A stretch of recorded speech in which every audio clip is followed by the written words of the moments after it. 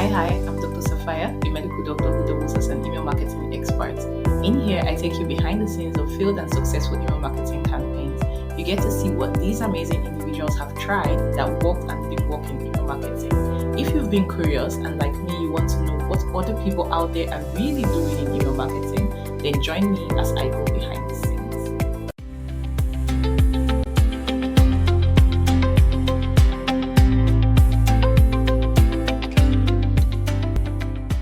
Hello, listeners. Welcome to Email Marketing Experiments. And today I have with me Comfort SN in the house. We're going to be looking at an email marketing experiment she did that led to a 5 times list growth increase and unexpected sales. Now, when you say unexpected sales, I know some of you may be wondering, like, aren't you supposed to be expecting sales? Well, you're going to see just how this experiment happened and why the sales was definitely unexpected. Comfort is an email marketing expert, and she has been undergoing some pivots, and so you'll get to meet her shortly. Welcome to this podcast, Comfort. Can you go ahead and introduce yourself?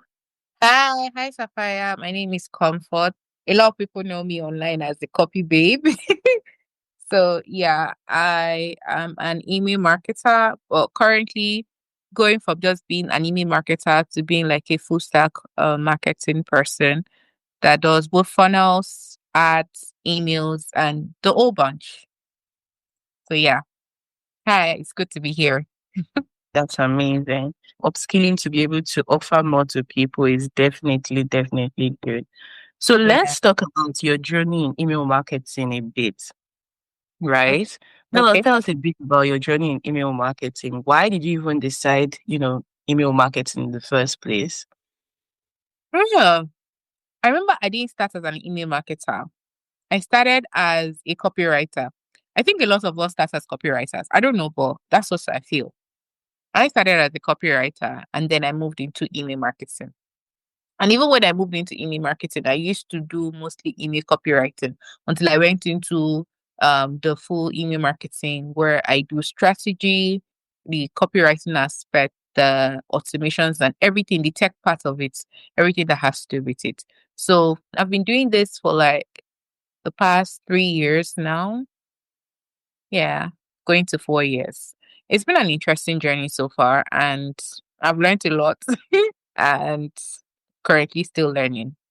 But it's been an amazing and interesting journey. Yeah, and I've seen a part of your journey, so I've definitely seen the growth as well. All right, so before we dive more into email talk, let's do a bit of an icebreaker. If you were Okay. to travel to one place in the world, where would it be and why? So let's say you had a ticket to travel to anywhere you wanted in the world. Where would it be and why? On the spot. Yeah. And how long am I going to stay there? Let's say a week. Okay, I think I'll go to Brazil. Or I have 2 spots, 2 places I like to go, like on the spot. Either if whichever one is given to me, I'll go to either Brazil or I'll go to Singapore. I've always wanted to go to Singapore. It's been on my bucket list for the longest time. Brazil is a new love for me, but Singapore has always been like that love that I've always had, that if I'm going to travel today and I'm giving a ticket, a one-way ticket, I'll just go to Singapore. Oh, wow. One-way tickets. I just go to Singapore. Culture. I was influenced by a movie, and since then, I have not stopped wishing or wanting to go to Singapore. I get that. That's interesting to me. So now let's talk email. We're going to be starting with what we call open rate confession. This is where you tell us your biggest email marketing mistake, something you did that made you cringe, or something that's supposed to stay behind closed doors, but we're going to be moving it today. So what would that be for you? I remember when I first started email marketing. You know how you are trying to personalize and put the subscriber's first name and all that? Yeah. In the subject line. So it reads with the person's subject line. So the person is like, "Hi Sapphire, hi Comfort." And when I first started, I wrote it and it went out as "Hi first name." I did not know until until somebody replied and said that, oh, first name. What do you mean by first name? And that was when I realized that, oh my God, my personalization, I'd not used the right personalization because I always have my emails written out first in Google Doc. Then I'd copied it like that from Google Doc, loaded it into the email service platform without editing and using the snippets. I didn't use that exact merge tag, the code. that merge tag exactly. I didn't use the merge tag, and so it just came like that. And I was like, I don't ever make that mistake again because I felt so cringe. I was like, oh my God, what is this? Everyone would know that I'm a beginner. Oh, what is this now? What kind of nonsense? I kept berating myself for the longest time. But yeah, I guess that's one of the things that we learn as beginners. That's like my biggest cringe so far. I think like every email marketer has made that mistake. In short, if you haven't made that mistake, are you really an email marketer? I received 2 people who sent me 2 emails. So the first one had the something and then first name, like the F name or whatever the code is supposed to be, but not complete. And then they sent a second one saying, oops, I'm sure you saw our email marketing blunder, yada yada, and then sent it again. And I'm like, okay. I mean, 2 different brands anyways, but just putting that. And I think it's something that we'll still see in the future, but can definitely be averted. Yes. I have made that mistake. Eesh. But if I make it now, no, it'll be disastrous. I don't think you can even make it now. Like, it's just one of those things you just do.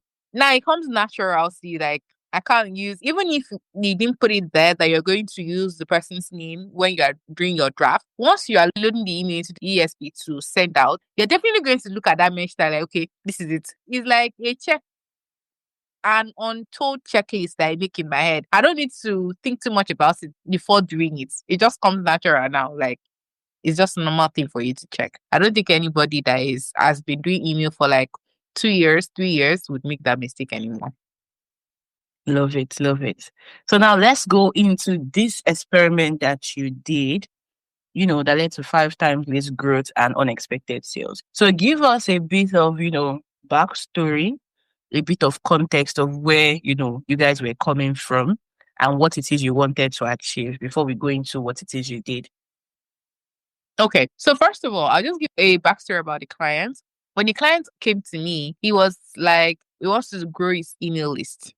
And I was like, okay, no problem. And one thing about me is when a client comes to me and they are telling me their problem, I'm here thinking of all the strategies that you're going to use based on your goal. So I'd given him the strategies to use to do it. And he was like, okay, how much would you charge me to do this? And I told him my price. And he was like, okay, I'm just starting out. I can't afford you right now, but I'm so grateful for the strategies that you've given to me. I'm going to implement it and see how it goes. So I was like, okay, no problem. Go ahead. And he left. And I think 4 months later, he sent me a message that, hi, I'm ready to work with you now. He meant some of the things you told me and it's actually working. So I was like, oh, okay, cool, no problem. And I told him, this is my new price. He was like, no problem, I'll do it. So we started working. However, because he's in the web development niche, it was a bit hard for me to understand certain things that he was doing because, with web development, it comes with a lot of new jargon and vocabulary that you need to really, really study to understand what they mean. So, fortunately, that period, when we started working, it was close to Black Friday. I'd worked with him for a month, and then the following month was going to be Black Friday. Prior to this, I'd asked him about the lead magnets he uses to get conversions into his email list. And he was like, he has like a link on his YouTube videos that brings in people into the email list. And he was telling me that there's a particular video he did, and that video is one that has brought him the most people into his list. So I was like, okay, no problem. Let me look at the lead magnet. Let me see what is there. And when I saw it, I was like, okay, you're actually getting a lot of traffic because it was connected to Zapier. So I could see the traffic. I'm like, you're getting a lot of traffic, but people are dropping off at a certain point. There are lots of people that are not coming in because of the way you automated this process. So it was like, okay, what can I do? I said, first of all, we can do 2 things. We can get two types of people to come into your email list. They are still very good leads because this video, he said, according to him, the video didn't take him long. In fact, it was one of the easiest videos he had done because it was one of the most easiest thing for him to do, even if you just wake him up from sleep. So it didn't take him time to create the video. He didn't even know the video was going to do well. So he had just posted the video and the video had been bringing him so much traffic. The good thing was he had already attached a link to get people into his email list. So the link takes them to his website. From his website, they need to scroll down to a certain point before they will see a link to get into his email. And from his website, there's something called a code snippet that they need to copy and put on their website because he's a Shopify web developer. So he had like a snippet that helps people do certain things on their Shopify website. So when you get to the website, once you click on the link, you can copy the snippets even before you get into his email list. So it's the few ones that still scroll down that now get to click and join his email list. You see how he was dropping proof. So people were getting the snippets, but for free. He wasn't getting those people into his email list. They were dropping off. Oh, I see. So I now told him that people are getting this thing because there's so much. This video had a lot of comments under it. People were telling me, thank you, I got the snippet, it worked and all that. I'm like, okay. But all these people are not compared to the number of people that are supposed to be on your email list right now. So what we're going to do is we're going to take them into the list and then send the snippets as an email to them. You get? Or to another thing is send this website. Since his goal was to get the people to get to his website. That was what he was just thinking about. Let them get to my website. You get? So I was like, okay, but right now we're trying to build your email list. So let's get these people from getting to your website, but also let them enter into your email list first. And then we'll get the link to send them to the website and they copy the snippet from there. So we're like, okay, cool, let's do that. And that's what we did. So that was the first thing we did. And then we started getting a lot of people coming into his list. We started with just 200 people. When I started with him, it was like 200 people. By the end of that month, we had almost 400 people on the list. So you doubled it. So we doubled the list. Love it. Then, not just that, then it was toward Black Friday. I was like, okay, since people are loving these snippets that you are giving to them for free, is there a way for you to create a higher version of it? And then we can do like a Black Friday and just, I know your goal right now is not to make sale, but then this is a hot product right now. So why don't we get something from it, even if it's just a little? So it was like, okay, I know I could do something. And I was like, okay, how much is this thing that you want to do? How much does it cost outside? And it was like, people charge $30 to $50 for it. I said, okay, let's price it at $20. So it was like, okay, cool, because it's not even going to cost me anything to create. I said, okay, beautiful. That's what we're going to do. So I think was when you now come in through that free link that gives you the first code snippets, you get an email after that to get the paid version, a higher version of it. And the higher version was even better because it was towards Black Friday. And you know how everybody that owns like a Shopify website is trying to do Black Friday sales. So what the link does is to help them get faster speed on their websites. And it gives them drop-down buttons that a customer, when they go to their website, they'll be able to have like different drop-downs that takes them to different products without having to go 1, 2, 3. There's a way it works, Sha. That do web this thing can better explain it. I just told him that just give me the most easiest English that this thing can do.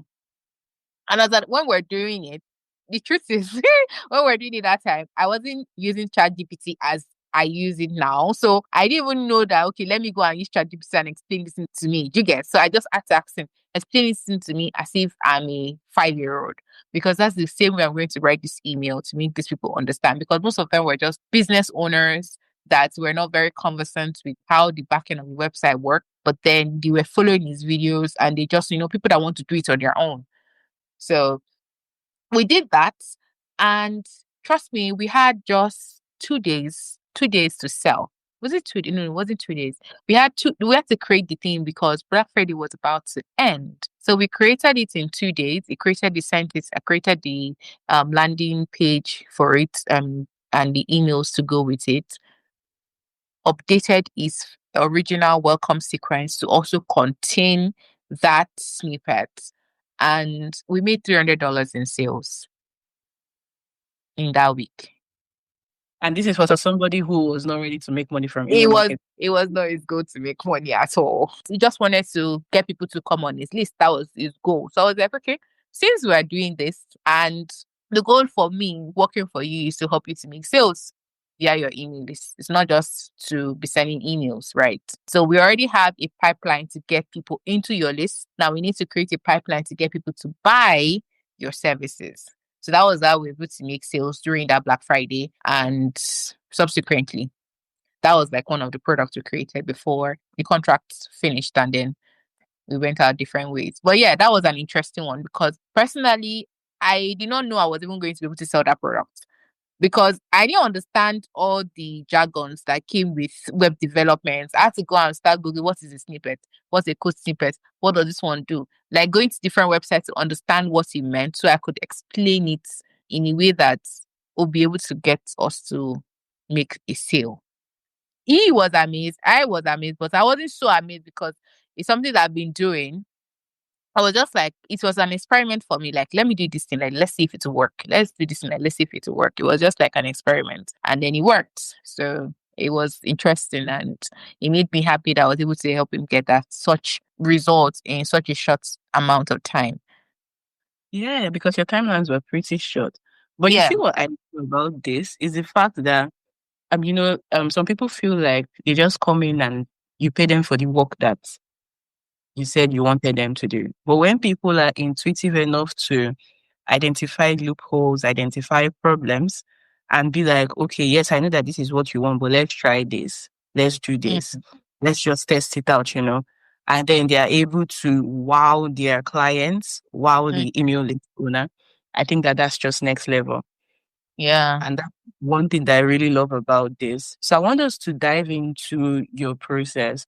So, you know that the first thing you did that really stood out was the fact that you identified the gap. So you noticed that people were getting the code snippet, but they were dropping off, right? So how did you even identify that in the first place? And then if somebody is doing like an audit of an email marketing system, right? Let's say they have their own email list, or maybe now that they've listened to you, they want to try out something, how would you advise them to identify the gap in the first place? Okay. So first thing I did was I asked him, where do you get the most people from? And that was when he told me about that particular YouTube video. I know that he has a YouTube account and he creates videos for YouTube. So people were coming there and some people were coming through normal SEO, people that get to his website. So, well, I asked because as at the time we started working, that was his only lead magnets from YouTube to his website and then to his email list. YouTube, website, email list. I looked at it that if from YouTube you're going to the website directly and you're already getting the thing that you came for, if I'm the one, there won't be need for me to go to your email list again because I've already gotten the thing I'm looking for. So why should I go to your email list? There was like a direct download on the website. Yes. When you get to that particular page on his website, you just copy whatever he's giving you. You can just copy it. It's a snippet, it's a code snippet. You just copy it and that's it. You've gone. So I looked at it that if I'm already getting the value that I came for, why will I come to your email list again? It has to be somebody that is very curious and somebody that really, really likes you that would extend to your email list. Did you get? So I looked at it that, no, we can't do this. These people might not convert now. They might convert later. If your goal is to give something for free and you want them to get to your website, beautiful. Let them come to the website, but not directly getting this code snippet that you're giving to them. So that was how I was first able to get the gap.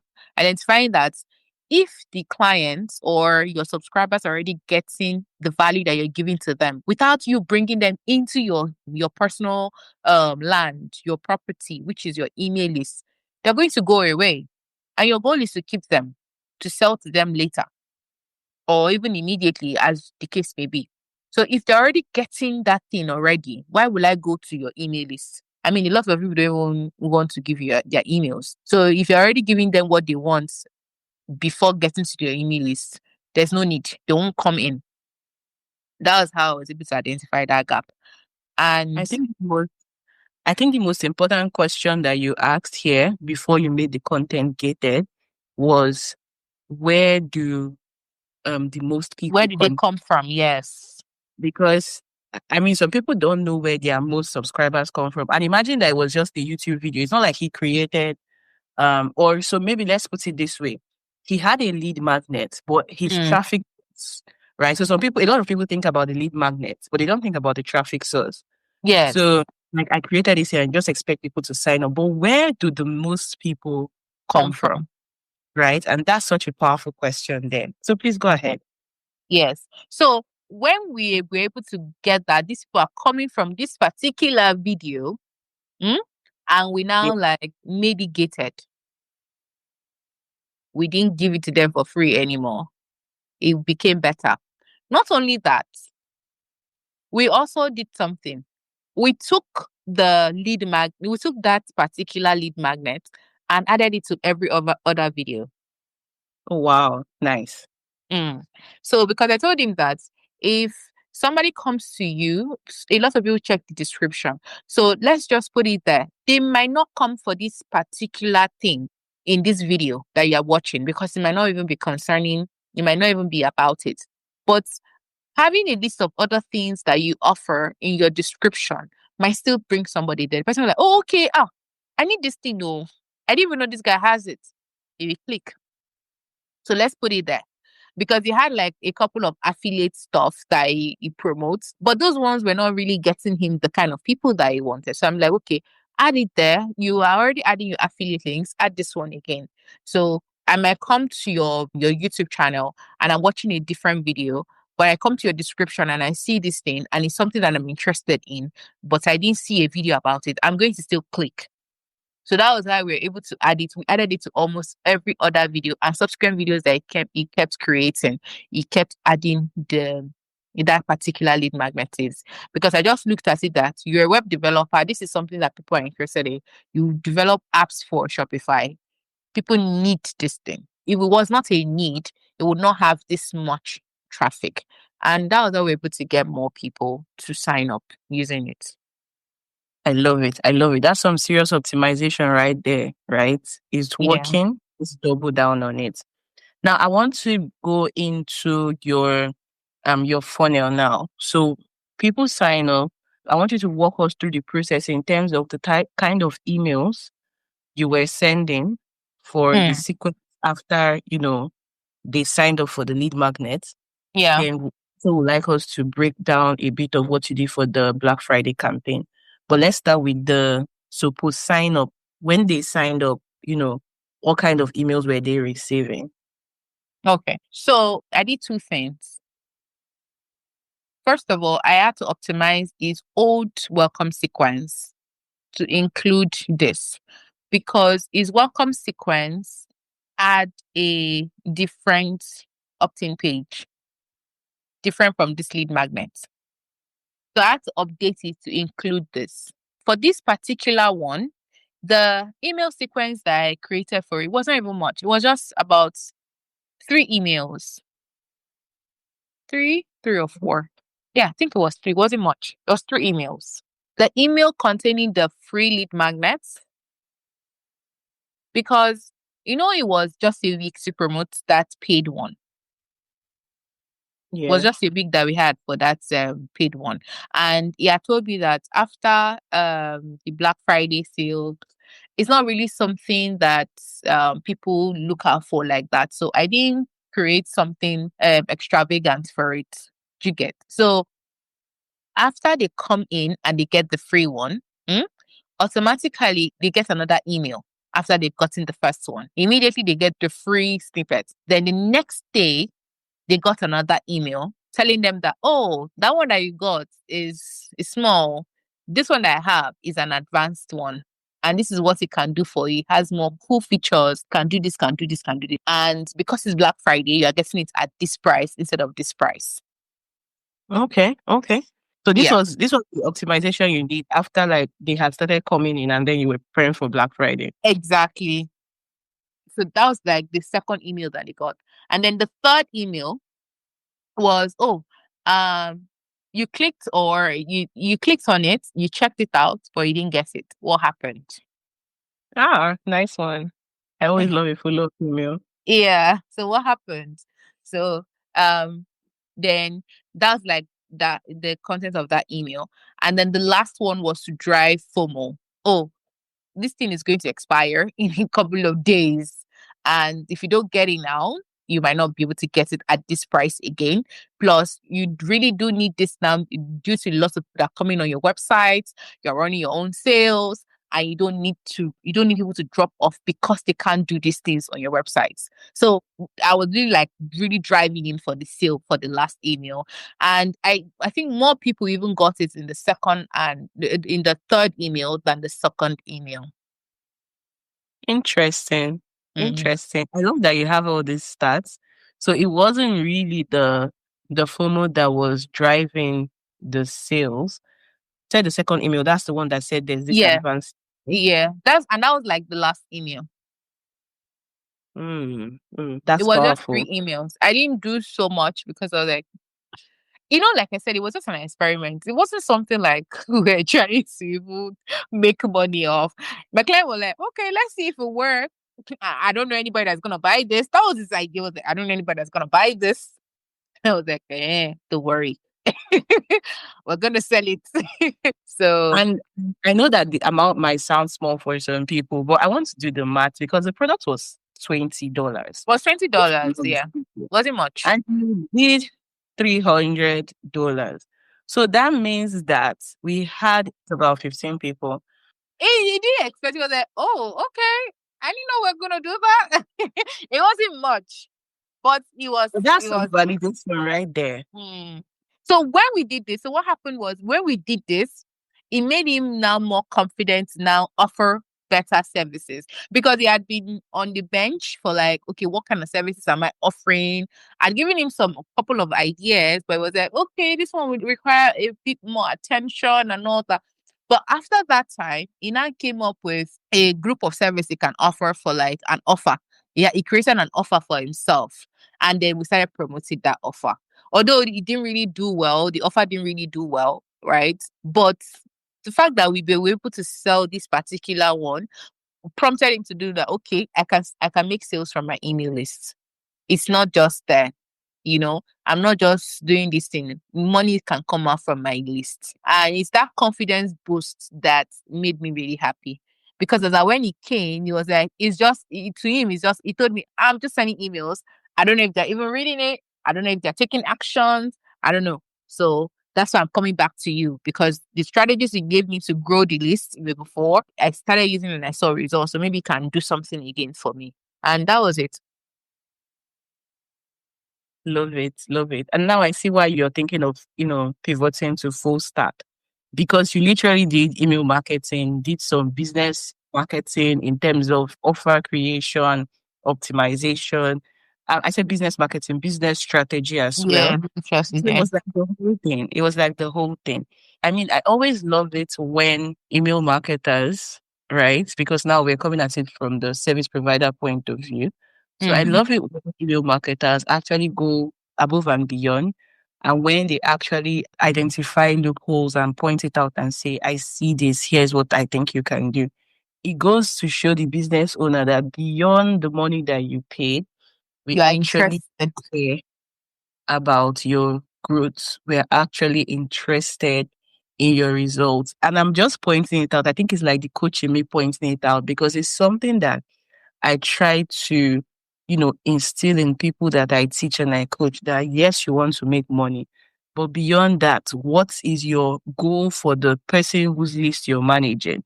for you, it's to help that person monetize the list beyond every other thing else. So they may say, oh, this is what I want, this is what I want.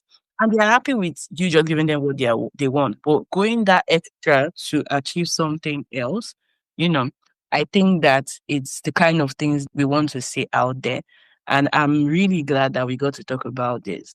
So now let's, look at, now that you've done this, are there things you would have done differently in retrospect? If you were to do this again, are there things that you would maybe do differently? Yes.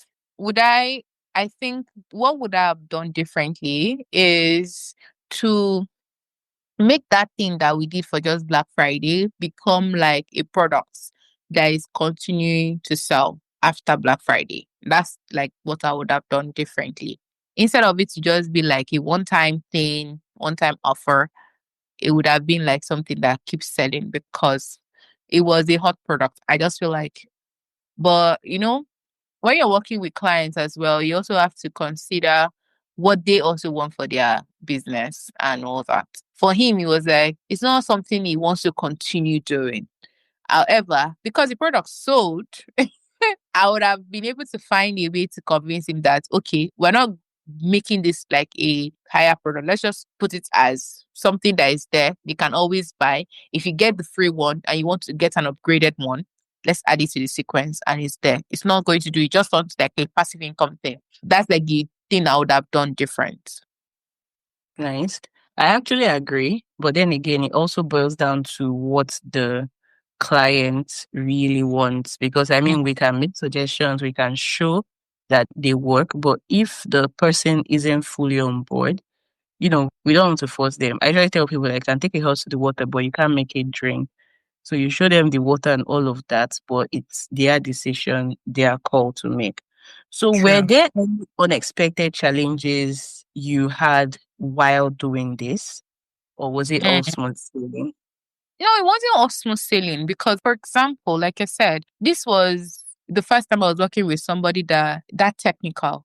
Even though he was a coach, but it was in a niche that was a bit technical. I don't like to go close to anything that is code. Even in the tech aspect of the email marketing, once I've seen code like this, I don't want to mess up with anything. So it took a lot of learning. I had to watch his videos over and over and over and over again to be able to understand. Watch other people's videos regarding it. Read a lot about it. So it's like because I needed to put it in a way that would be easy because these people that were on the email list, they were not developers. They were business owners. Oh, I see. They were business owners who had Shopify stores. And they were business owners that were doing it on their own. So those are like his target audience. And he was speaking to, so those kind of people were the people there.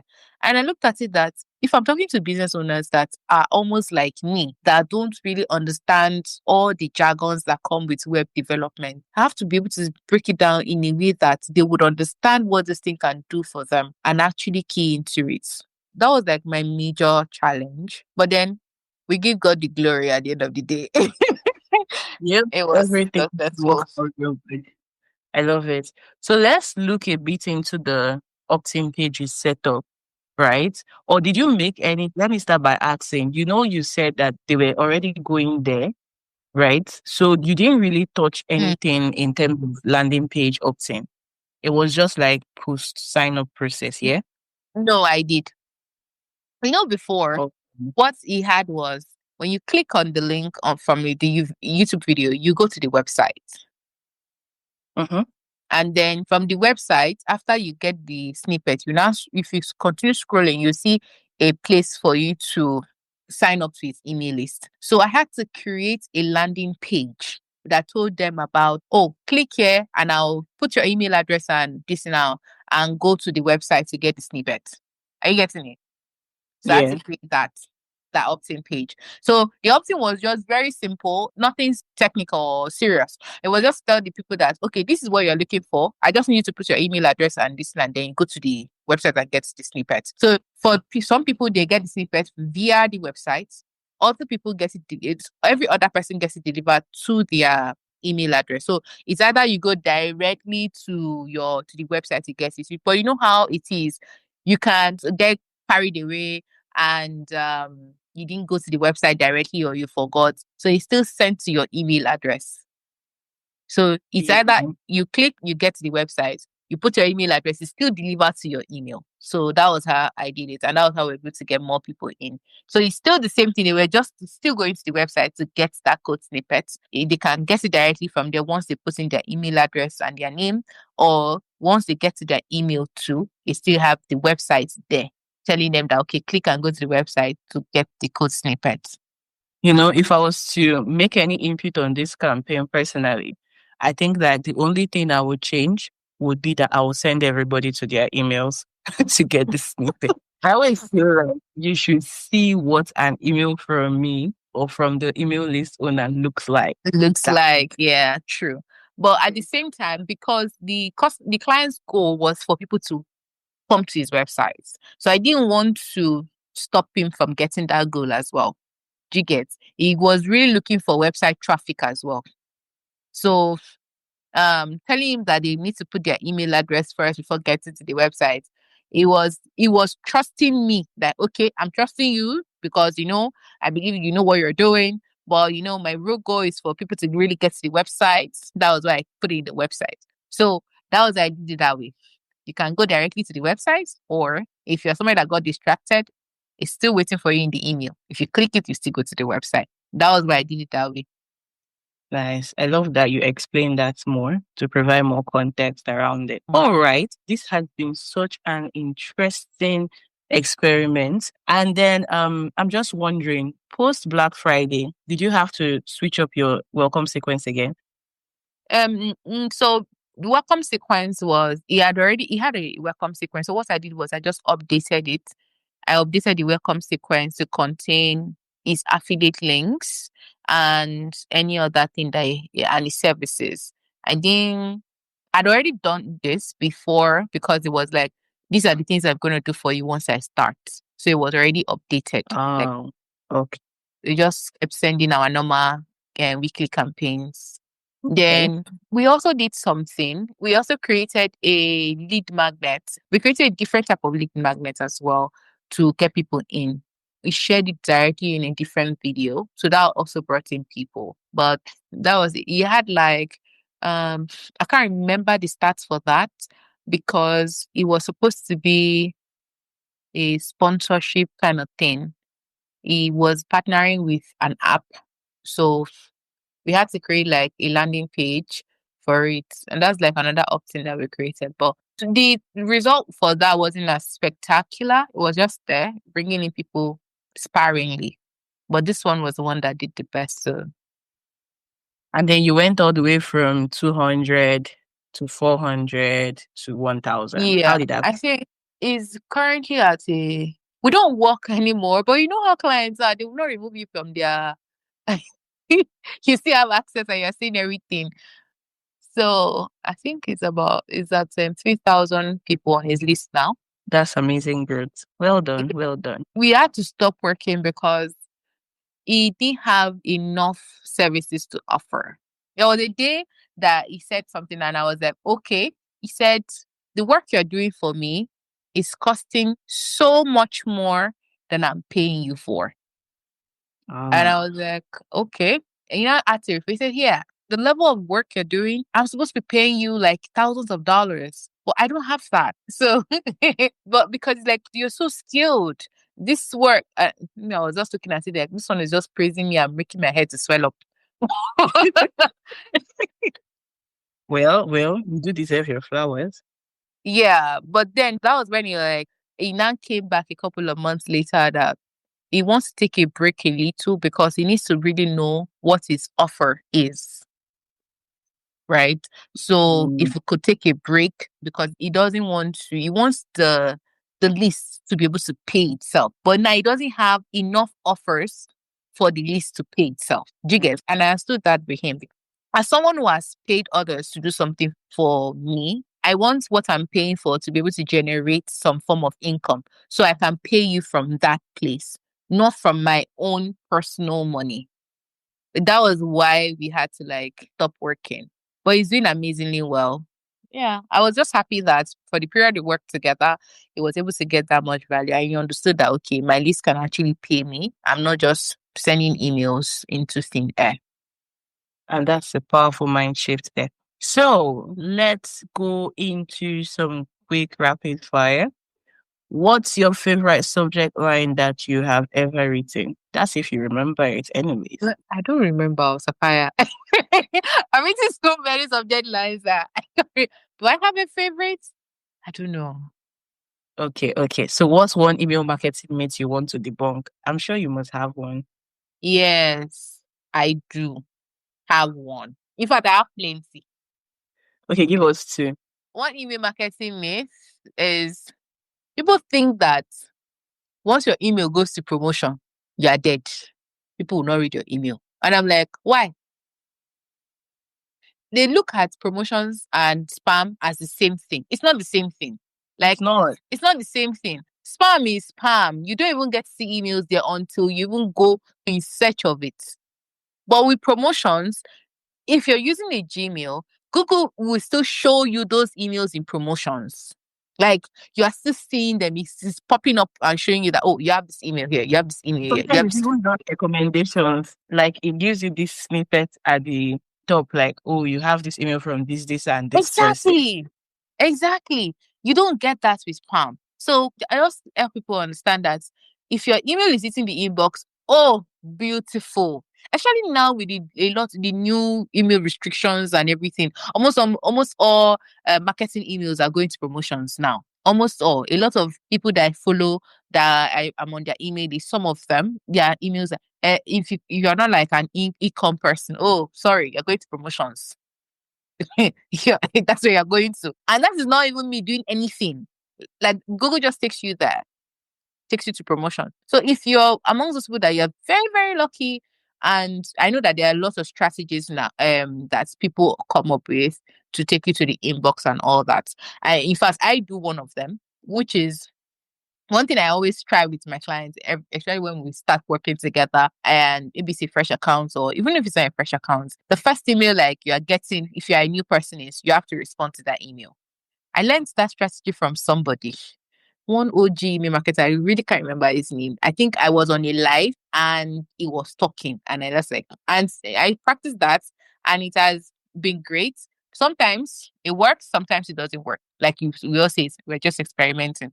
That one is you send the email, the first email, you're just asking for a response. Whatever the response can be, but the person should respond. So when they respond, the likelihood of subsequent emails falling into the inbox is always like higher. That's one that I experiment with. Sometimes emails come to the inbox, sometimes it doesn't.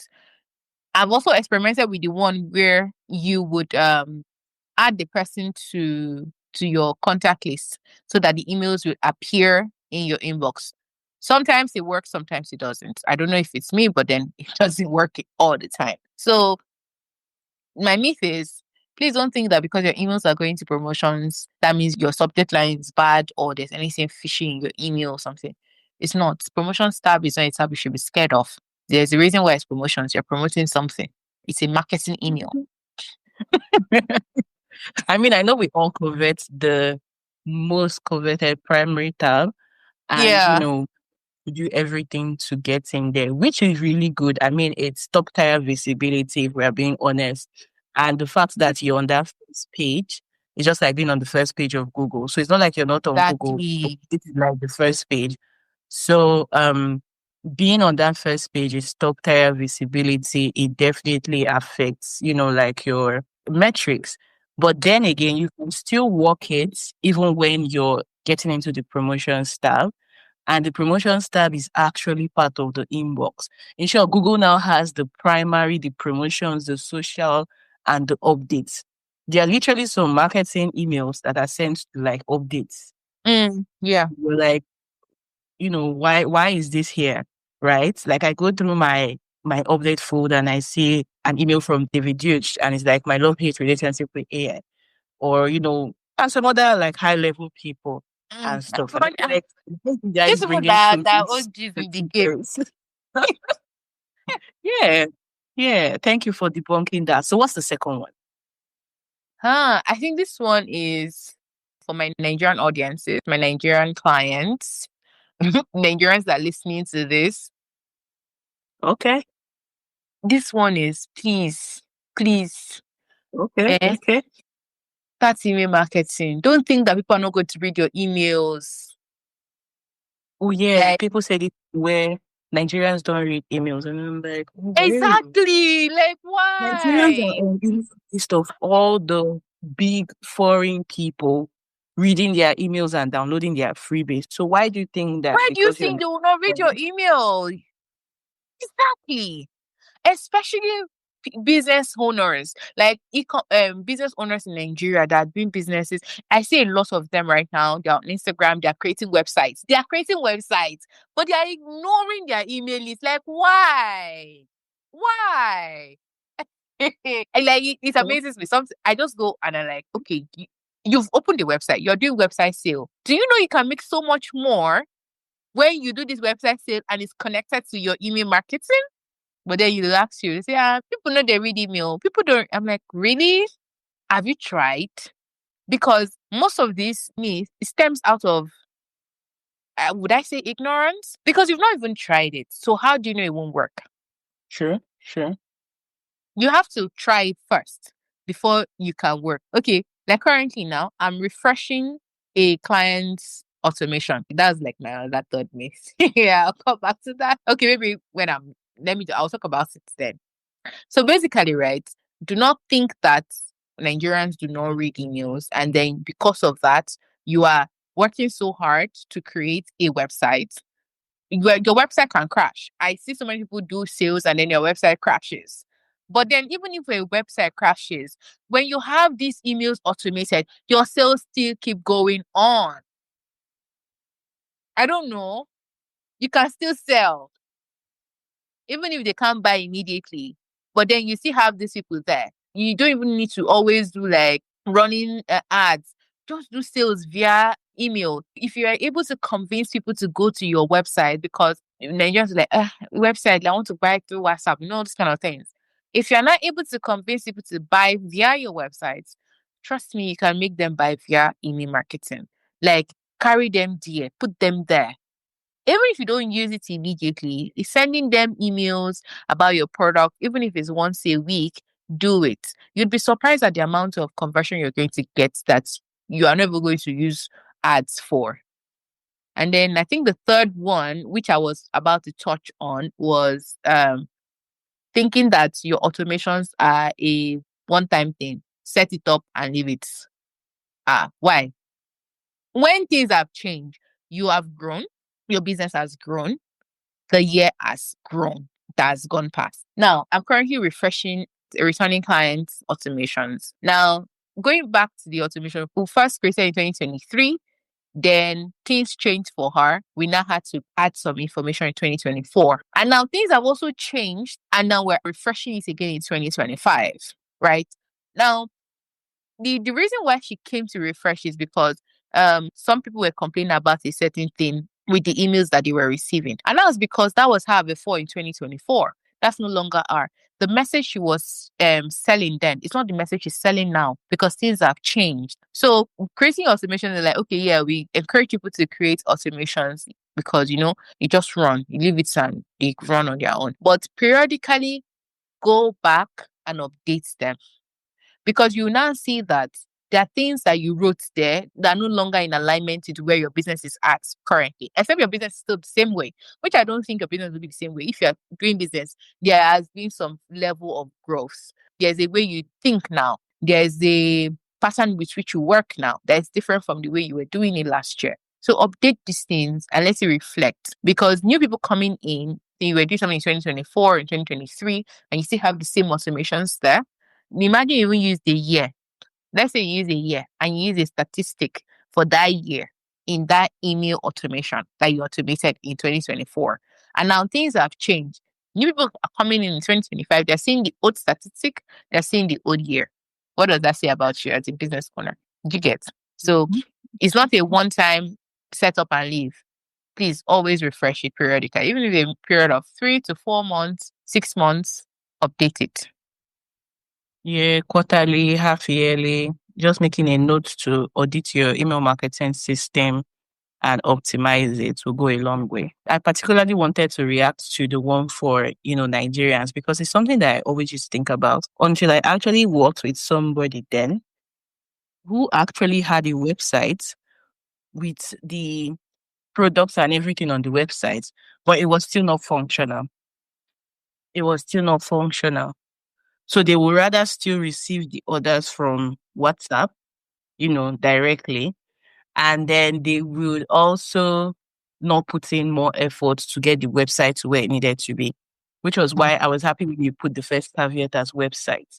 But over time, I've seen that there are ways around all these things. It depends on what it is you want to do, what it is you want to achieve, and Mm. another kind of offers you have. Because I remember when we had our cake business then, we didn't have a website. Mm. Others would like DM conversations across social media. But we Mm. actually started an email list, and part of it was so one was a way to do like a VIP segment kind of thing. And Mm. then the second one was actually because we're going to introduce like some digital products, right? Or Yeah. we started and then we introduced the digital product. So we were running business, but we had like these other things as well. Now, if the business actually now has the website, I think that with Nigerians, we think about the first step. Some of us don't think long term. Or if we are Exactly. thinking long term, we don't look at all the possibilities because it's like people are used to this, Mm. right? What's the adoption for this other one? But I Mm. believe it's something you can introduce strategically. And I tell people that you can make email marketing work for you. So you introduce it strategically in a way that it will work for you. I was talking with someone on my team recently, and we're looking at how to make it work for, vendors with physical businesses at an event. And I mean, when we came up with the strategy, I'm like, there's no way this won't work. Do you understand? Mm-hmm. And it was just about looking at the situation, looking at the resistance, and making it work. So I think that the thing is, we need to start thinking retention as well. Thank you. Yeah, this person has come, this person has bought via WhatsApp or something. What are you going to do that will push the person, To come again. I'm going to join your list, then I'm going to come back? How do you ensure that it's not a one-time thing? The person remains in your circle, the person stays updated with what it is you're doing. I mean, imagine someone that's selling, let's say like gadgets, right? Mm. Content creation tools, and Mm. I buy one tripod from you. But down the line, I might need a podcast mic, but I've even forgotten that I bought from you. And different people Again. are recommending other business owners all day, every day. And I see another one on socials. But Mm. if, there was a link for me to still be connected to you and for me to see updates from you, then by the time you do like latest releases for June, for example, and I Mm. see that, the podcast mic I is need there, this this thing. is there, this is there. I'm like, oh, I've bought from this person before and it was good. So I can actually still get it from this person. Do you understand? Thing. So it's Yes. that kind of thinking that I feel like some people, are not looking at. Then the last thing I think I'll say is that some people are just afraid. Nobody wants to spend money on something that they are not sure. Mm. That's true. That's true. So I think that is like another angle. And Mm. maybe they've seen their colleagues do it. And so it's like, why will I What should spend I money do on it? this thing? That's true. Like, other people are not doing it. Based on this thing that you're saying, other people are not doing it. Just see that, like I said, I see a lot of new businesses opening websites. And this is because one person, maybe like a bigger coach, has opened a website and done a website sales. So they're like, this person needs it. I want to try my own. I want to get my own website. I want to get, and then, it's not like a bandwagon. It's not, it's a normal thing. It's a very good thing to do. But because they waited for somebody else to do it before they will do it, now they'll still wait for somebody else to talk about how they've been selling through email lists before they will do it. Meanwhile, you don't have to. But I guess it's sure. I guess it's people are scared. They don't want to invest into what they are not sure about. Sure, sure. Now, before we wrap up this session, I have to ask you one final question.